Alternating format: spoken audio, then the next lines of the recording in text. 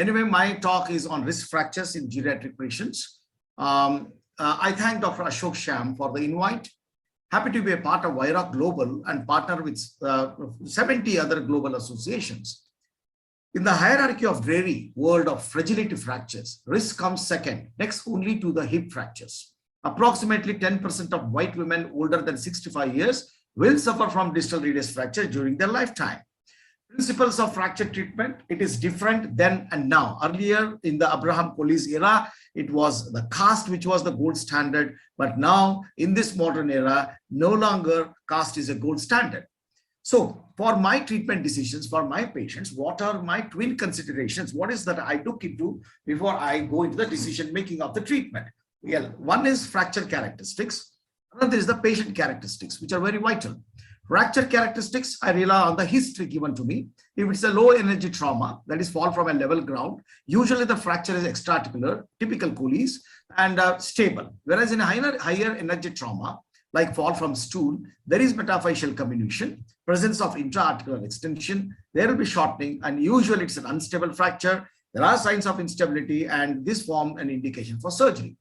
Fracture risk factors that I consider which makes treatment difficulties. One is age, initial displacement, ulnar fracture, intra-articular involvement, displacement more than 6 millimeters, osteoporosis, radiological outcome and functional outcome do not match in geriatrics. No correlation between unsatisfactory radiographic results and functional outcomes.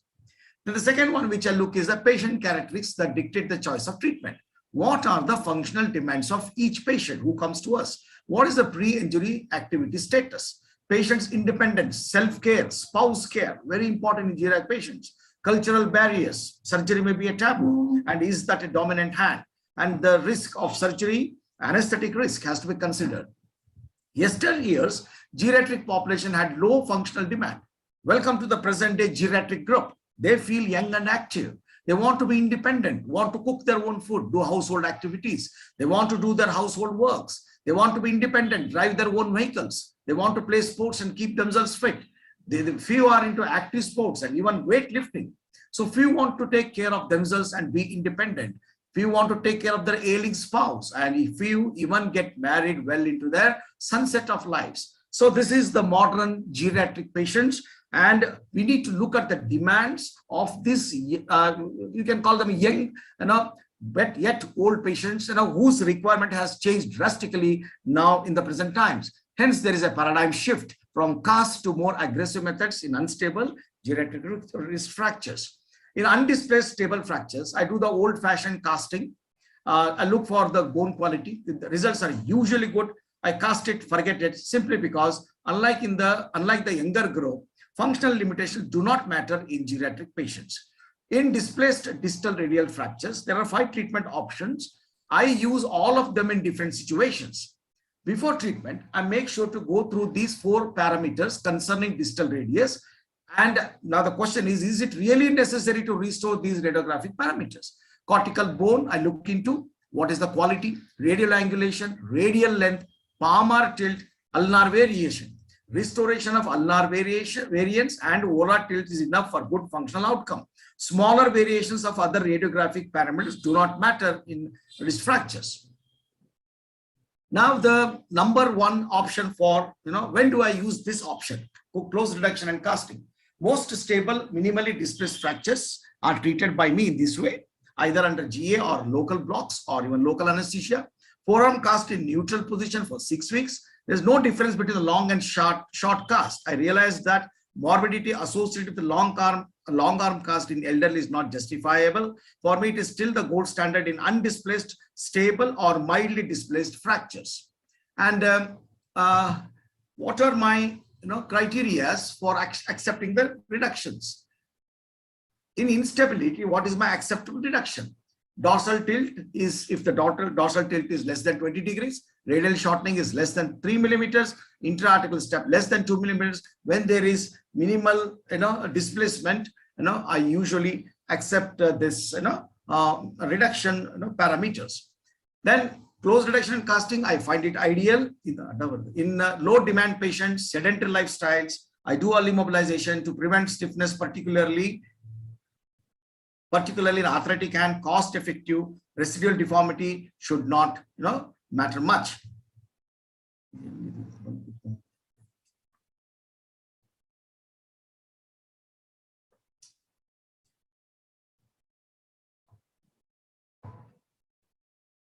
Well, the option number 2, close reduction and percutaneous fixation, simple method for reducible extra-articular and simple intra-articular fractures where the bone quality is good and less comminution. And I noticed improved radiological parameters at the end of 1 year. There is no difference in pain, range of motion, grip strength, ADL and SF36 after 1 year. It just improves the radiological parameters compared with the cast. So close reduction and percutaneous internal fixation is a good technique, and I use these 3 techniques for percutaneous internal fixation. One is radial styloid pinning, crisscross pinning, and intrafocal pinning. The radial styloid pinning, 2 methods I use. One is passing 2 pins across the radial styloid, and another one is 1 pin through the radial styloid, other just adjacent to the wrist joint. And I found that the results are almost same. I remove the wires after 4 weeks, forearm cast as supplement, and remove it after 6 weeks. And when I use this crisscross technique, I use this crisscross technique if I find a metaphyseal comminution like this after reduction at metaphyseal collapse at the fracture site. I usually use the crisscross technique. And when do I use the intrafocal pinning technique? I prefer this when there is more comminution and there is a good bone stock, and I go for this technique, which gives stable reduction, stable fixation, and usually the results are extremely good. All my results have been good in cases with good acceptability by my patients in these techniques. There are some complications that I have encountered in percutaneous interfixation, the commonest being the pin tract infection and migration of the pins in few cases and malunion. But most of the patients accept the malunion, and so that it is not a big issue in senior citizens. They are okay with this kind of results if they can avoid volar locking systems and all. They're okay with these results. And if there is a fracture and which is more complex, displaced, I usually prefer external fixators. It's a method of choice in highly unstable and severely comminuted fractures. It's simple and rapid, relies on ligamental taxis. I prefer joint spanning rather than non-bridging. Better radial length restored after 1 year, but other parameters remain the same. It prevents the joint stiffness. And in some cases, I have used buttress K-wire pinning in complex distal radius fractures with greater metaphyseal void. Fracture stability increased by supplementary K-wires, proved that there is no long-term difference between external fixation and external fixation buttress K-wires. Then comes the 5th option, open reduction internal fixation, volar plate versus volar locking system. When I want a stable fixation and anatomical reduction, this technique. When I want early postoperative wrist mobilization, I prefer this technique. Why and how this choice is different? I found good to excellent results. In other methods, which I enumerated, rate of recovery is slow. ADL is most affected. Over delay of 6 months in functional recovery. I found that all these are overcome by ORIF. And when I plan for surgery, I pay attention to all this. Take careful history. I understand my patient's needs. I do proper pre-operative medical assessment. I prefer locking fixation system because of osteoporosis. I prefer the OLAR approach. I tactfully handle the fracture reduction. I do careful soft tissue handling. I do proper rehabilitation. Earlier, I used to do this conventional buttress plating, not anymore. At that time, I used to use bone graft, not bone substitutes. Even rarer, I used additional dorsal plates. Now for me, all this is a thing of the past because of volar fixed angle plates, which has overcome all this thing. Now volar fixed locking plates, where does this score in my patients? I found increased mechanical stability with this system. It overcomes the need of a bone graft. It acts as an internal fixator. Screw locks to the plate and not to the bone. For me, it is a boon for my osteoporotic bones in my patients. I found that it restores the normal axial force distribution. I have found that it gives good subchondral support even in shorter distal fragments. I did have some complications, like you can see that one of the screw is within the joint here, and there was the tendon attrition, but these were rarer. So what does the evidence say? What is the experience? And they say that 24 weeks conservative versus open reduction internal fixation, 24 weeks better wrist extension, but same after 1 year. Disability of wrist, shoulder, hand, dash, pain, same in both the groups. Grip strength and radiographic appearance better in ORIF group. Functional recovery at the end of 1 year did not differ much in both the groups. Radiographic results were better, but functional results were comparable during the long-term follow-up. So take home message here is, due to the increasing life expectancy, distal radial fractures are on the rise in geriatric age group. Conventionally, the conventional therapy is the treatment of choice, like close reduction, casting, or close reduction and pinning. With increasing active lifestyle, open reduction internal fixation is emerging as an effective option. Osteoporosis makes implant fixation difficult.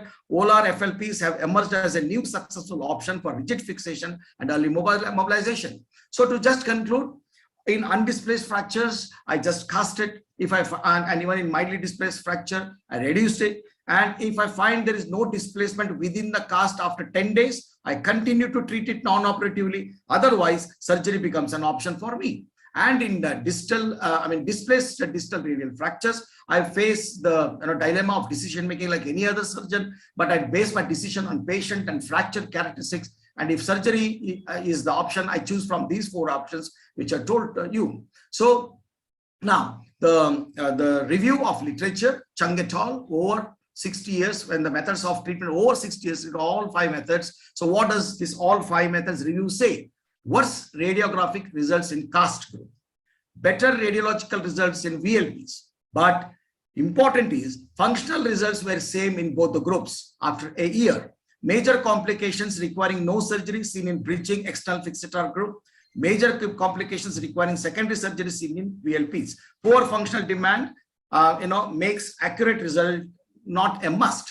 So with this, when no method is making a difference, and what is that dictates my decision making? It's the age, patient's comfort, early return to activities of daily living, early return to sports if they are into it, pre-injury, daily activity level, lifestyle requirement, current medical condition, stage of osteoporosis. Earlier, I used to never treat osteoporosis, but now I do. I have stopped making this mistake of not treating the osteoporosis and treating only the fracture, because osteoporosis always comes with a secondary fracture 86% of the time. So this wrist fracture has to be used to prevent the other major hip or spine fractures that may happen. I treat osteoporosis with the standard drug regime.